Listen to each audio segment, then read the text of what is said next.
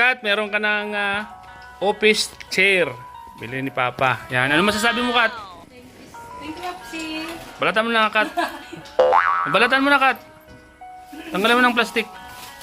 Unboxing si Kat, mga kalingap. Bumili ng binili ko po ng office chair para sa kanyang pag-aaral. Kulang na lang table po. At yun, pag-ipunan mo natin. Kasi medyo may kamahalan po yung table. At kung po siya, nagkakalagang mahigit kumulang. Basta mahal po ang table po, mga kalingap. Depende sa klase. Yan, binilihan ko po siya ng ang ganda oh. Kulay pink. Wala na ibang kulay. Yan lang. O yan lang. Ganda. Unboxing po. Yung table niyang, Kat, pag-ipunan naman natin kasi medyo mahal. And at least meron ka ng upuan. Paunti-unti, mabibili natin lahat yan. Mabibili natin ang mabibili natin. Uy, nag-iikot-ikot pa oh. Ganda. Ang ganda oh. Wow. Wow! Wow! Daw, upo ka daw. So, ayan po mga kalingap. Grabe oh.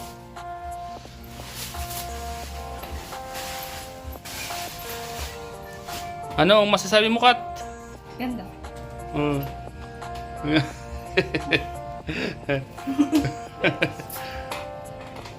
Ganda ng upuan ni Kat, oh. Grabe, ang ganda ng upuan ni Kat. Dito ko na po nag-give assignment.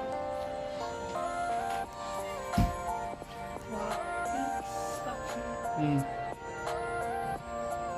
Bali sa online. Mahal yan. Ganito, tumingin ako nasa may git 8,000 yan. Ganda oh. Daw, sandal ka daw, sandal ka. Wow. Saya ka ba? Yeah. Super saya. Dito ka na. Wow! Kaming school. Hindi mo ito ko. Ano? Pag galing school, pag uwi ko, kita ko di diretso, upo ako dito. Pagod.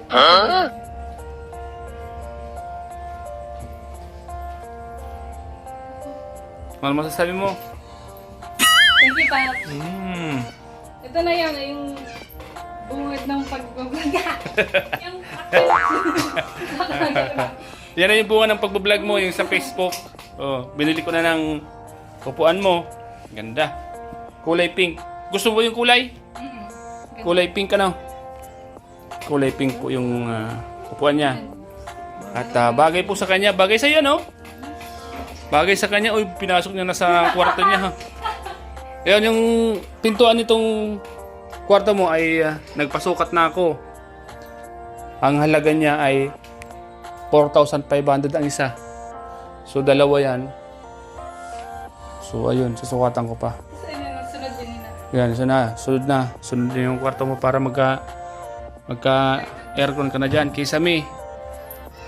Walang ilaw dyan? Ba't walang ilaw? Kisame na. Kagabilo.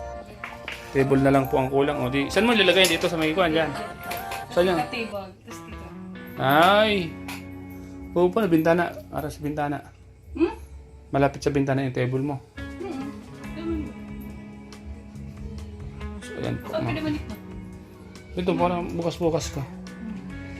Pwede man dito. Nang yan dyan. Ganda dyan. Yeah, pwede man dito. Yan po mga kalinga po. Meron na po siyang table, office chair. Yan. Salamat ka! Thank you po. Thank you, Popsi. Thank you po sa mga nanood ng acting-acting namin ni Popsi. Yan lang. Dahil po sa panonood nyo, nakabili po si Papa ng office chair. Yun po. Yan po yung bunga ng pagsasayaw-sayaw ng Papa at acting. Yan. Ngayon po, gagawin po kami ng mga maraming video. Supportahan niyo po yung mga gagawin ng video. So, ayan, sige. Bye-bye! Po si Katbil. Ito po yung 3,900 pang pinto sa kwarto po ni Kat, mga kalingap. Yan o, yan magayon.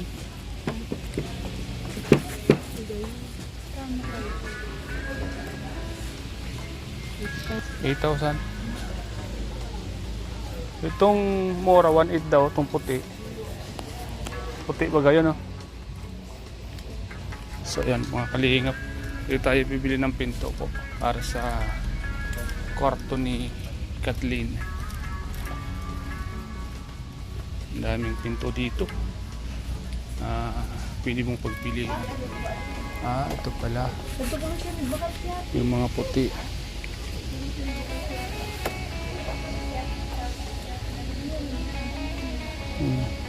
Ito oh.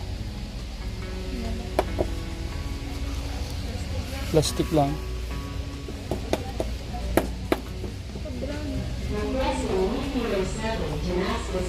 Ito. May amba na oh. May amba na siya. Pero manipis.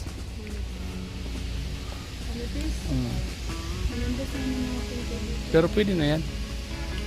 Kaso lang, kailangan natin ng sukat.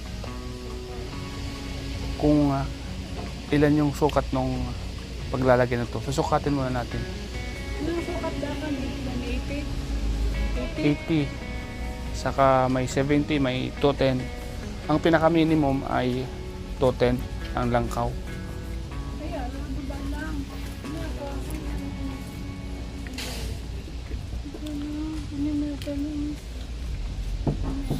At babalik na lang tayo at titingnan natin kung ilan yung sukat nun. Dapat ang pang-ano. Yun po, mga kalingap. Marami kang pwedeng bilhin dito.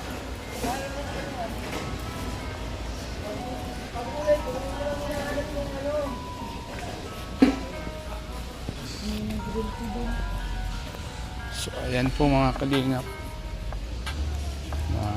Matingin-tingin tayo. Ito.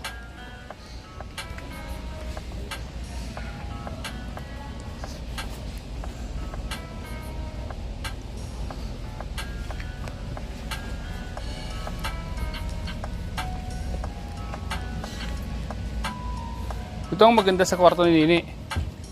Oh. Bigat yan. Lagay ng mga damit niya. Iba itong kujura.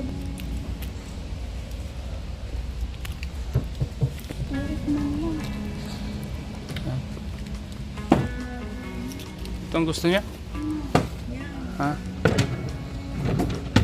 Wait lang. Picturean ko daw. Ito yung gusto ni dresser pala to. Ano? Treasure? Sakto to sa kanya eh. Pumagalaw-galaw po ga. Meron yan bago dyan. Display na ito.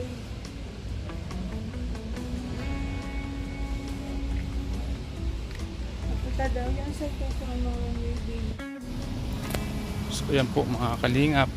Tingin-tingin muna po kami. Ito.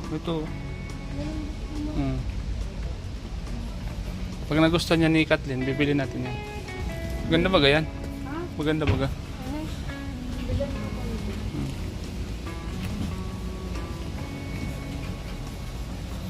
So ayan po. Ito.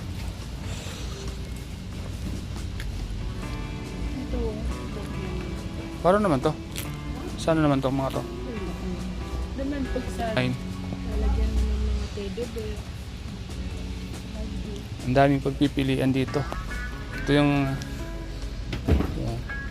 yun o. Kaya lang kapinini. Yan ang bagay ni Nini. Parang pidas walang tunay. Yan. Magkano to? 4 plus 4, 5, 6. 6,000. Na to. Wala. Wala pa. Ayan nga. Mahal pa naman po. Tama yan, Kathleen. Ang mahal, oh. 7,000. Oh. Ito ko ang suwan na ni Kathleen. Ito. Kathleen, tama na po.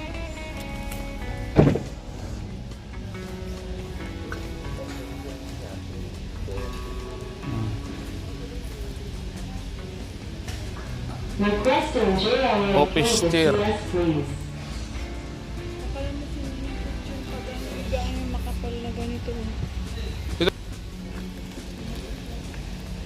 Lalo. Sa kwarto. Oo. Ito. Malaki-laki, malit-lit niyan. Okay yan. 7,000. Ang laki naman. Yan ang bagay sa kanya. Tapos lagay mo ng ganito.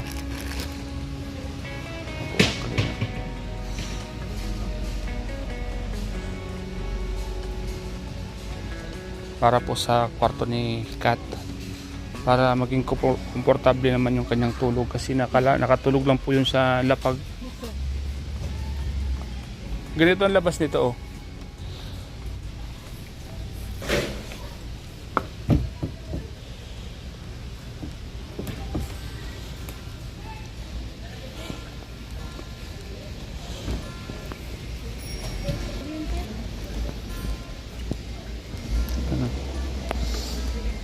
May kuryente yan. Requesting JIA to see us please.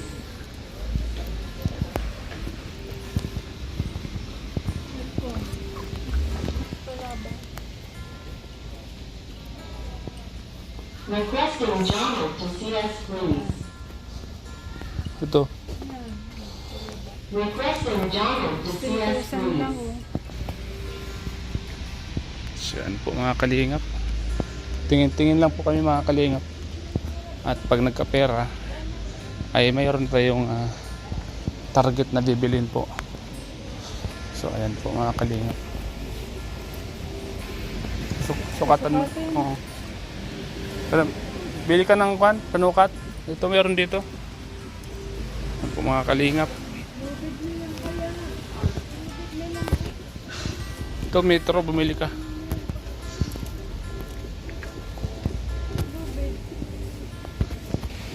So ayan. Sa tingin ko, walang kaune, maputo. Kailangan naman Kahoy naman yan. Dahil sadya.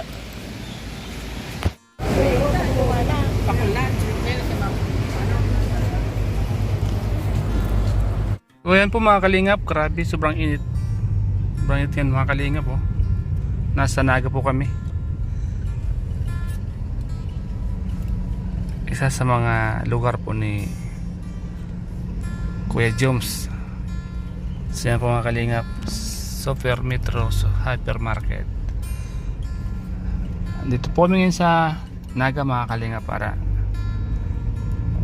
tingin ng gamit ni Kathleen. Saan niyo ko po yung mga kalingap? Sobrang init po mga kalingap po. Yan po kasama ko po si Kathleen, Katbil Vlog po mga kalingap. Ayan.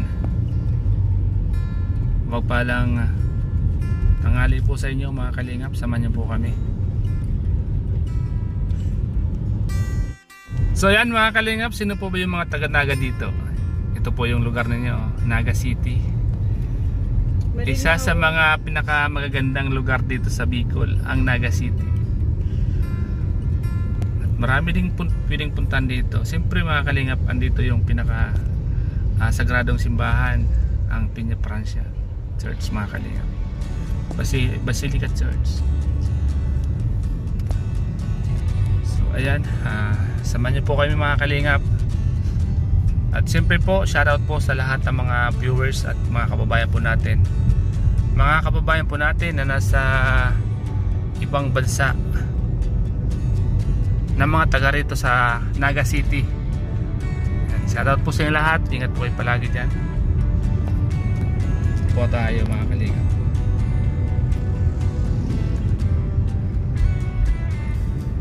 Binablog ko po ito mga kalingap para kahit paano ay sa mga nakakamiss sa lugar na ito, Siyempre marami tayong mga kababayan na sa ibang bansa na minsan na lang makauwi dito sa Naga. Kaya pag napapanood nila itong lugar na to, medyo bumabalik sa kanila yung alaala nila dito. Kaya at ito yung isa sa mga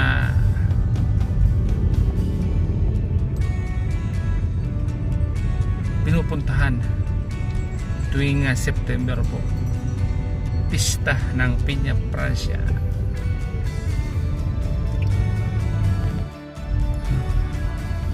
Ito yung ilog dito sa Naga, kung saan pinoprosesyon ang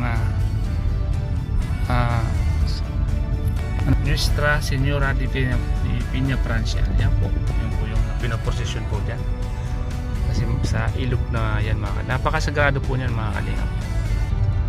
Ito na po yung lugar dito, sentrong Naga.